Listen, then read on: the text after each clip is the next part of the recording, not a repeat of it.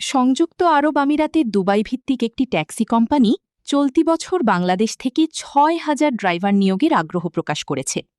প্রবাসী কল্যাণ ও বৈদেশিক কর্মসংস্থান মন্ত্রী আরিফুল হক চৌধুরীর সঙ্গে বৈঠকে কোম্পানির প্রতিনিধিরা জানান, বর্তমানে তাদের প্রতিষ্ঠানে বিশ্বের ২৭টি দেশের প্রায় ১৫,০০০ কর্মী কাজ করছেন, যার মধ্যে প্রায় ৮,০০০ই বাংলাদেশি। প্রতিনিধিরা জানান, বাংলাদেশি কর্মীদের দক্ষতা ও পরিশ্রমের কারণে তাদের অগ্রাধিকার ভিত্তিতে নিয়োগ দেওয়া হয়।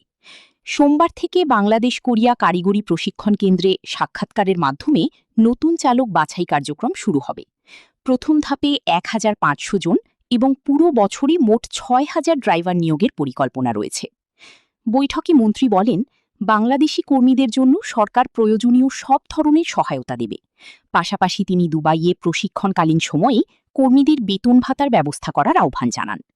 এদিকে প্রতিমন্ত্রী মোহাম্মদ নুরুল হক বিদেশগামী শ্রমিকদের অভিবাসন ব্যয় কমিয়ে ১ লাখ টাকার মধ্যে রাখার অনুরোধ করেছেন।